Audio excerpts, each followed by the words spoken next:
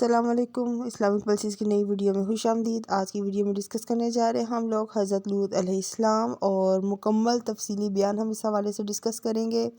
حضرت لوط علیہ السلام اللہ کے عظیم پیغمبر کا ذکر قرآن مجید میں کئی مقامات پر آیا ہے۔ آپ ابراہیم علیہ السلام کے بھتیجے اور ساتھی تھے، اور ان کا مقصد قوم کو اللہ کی طرف بلانا، برائیوں سے روکنا اور حق کی رہنمائی کرنا تھا۔ آپ کی زندگی کا واقعہ ایک عبرتناک داستان ہے جو ہمیں گناہوں سے بچنے اور اللہ کے احکام کی پیروی کا درس دیتی ہے۔ نام اور معنی ہم دیکھتے ہیں حضرت لوط علیہ السلام کے، تو حضرت لوط علیہ السلام کا نام لوط عبرانی زبان کا لفظ ہے جس کا مطلب ہے قربت یا اللہ سے قریب رہنے والا۔ یہ نام ان کے اللہ کے ساتھ تعلق اور فرمانبرداری کو ظاہر کرتا ہے۔ حضرت لوط علیہ السلام کی قوم کی طرف ہم دیکھتے ہیں تو آپ کو سدوم عمورہ کی قوم کی ہدایت کے لیے بھیجا گیا، جو اردن کے علاقے میں آباد تھی۔ یہ قوم اخلاقی اور روحانی گراوٹ میں مبتلا تھی۔ ان کے سب سے بڑے گناہ ہم جنس پرستی اور دیگر بدعمالیاں تھیں۔ اور قرآن مجید میں اللہ تعالیٰ نے فرمایا ہے سورۃ انبیاء کی آیت نمبر 74 میں کہ بے شک لوط کی قوم بدکاروں کی قوم تھی۔ دعوت اور قوم کا اس پر جو رد عمل تھا، تو حضرت لوط علیہ السلام نے اپنی قوم کو اللہ کی وحدانیت اور برائیوں سے باز رہنے کی دعوت دی۔ سورۃ شعراء میں 165 آیت میں اس کا ذکر ہے کہ کیا تم جہنم میں مردوں کے پاس جاتے ہو؟ قوم نے ان کی نصیحت کا مذاق اڑایا اور بدعمالیوں میں مزید آگے بڑھ گئی، یہاں تک کہ حضرت لوط علیہ السلام کو دھمکیات دینے لگے۔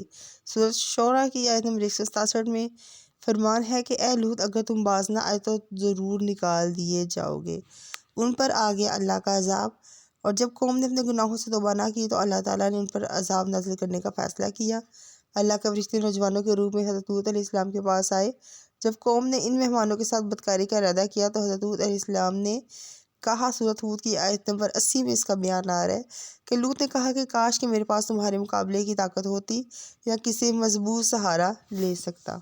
حضرت جبرائیل علیہ السلام نے بستی کو زمین سے اٹھا کر الٹ دیا اور ان پر پتھروں کی بارش ہوئی، جس کا ذکر سورۃ ہود کی آیت نمبر 82 میں ہے کہ پھر ہم نے اس بستی کو الٹ دیا اور ان پر پتھروں کی بارش کی۔ حضرت لوط علیہ السلام کی بیوی کا بھی ذکر اس میں ہے کہ حضرت لوط علیہ السلام کی بیوی قوم کی بدعمالی میں شریک تھی اور ان کے پیغام پر ایمان نہیں لائی، اور وہ عذاب میں قوم کے ساتھ ہلاک ہو گئی، جس کا ذکر سورۃ حج کی آیت نمبر 60 میں ہے کہ سوائے ان کی بیوی کے جو پیچھے رہ جانے والوں میں سے تھی۔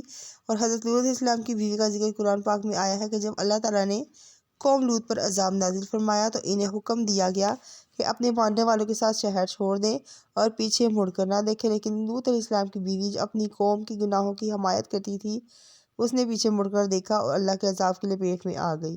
ایک روایت کے مطابق اس پر پتھروں کی بارش ہوئی اور وہ ہلاک ہو گئی۔ یہ واقعہ ہمیں یاد دلاتا ہے کہ نافرمانی اور گناہوں سے محبت انسان کو ہلاکت کے قریب لے جاتی ہے، چاہے وہ نبی کے قریب ترین رشتہ داروں ہی کیوں نہ ہوں۔ حضرت لوط علیہ السلام کی جب قبر کا ذکر آتا ہے تو قوم کی تباہی کے بعد لوط علیہ السلام اردن کے علاقے میں منتقل ہو گئے تھے۔ روایات کے مطابق آپ کی قبر بحیرہ مردار کے قریب واقع ہے۔ بحیرہ مردار آج بھی قوم لوط کی سپاہیوں کو یادگار کے طور پر موجود ہے اور عبرت کا نشان ہے۔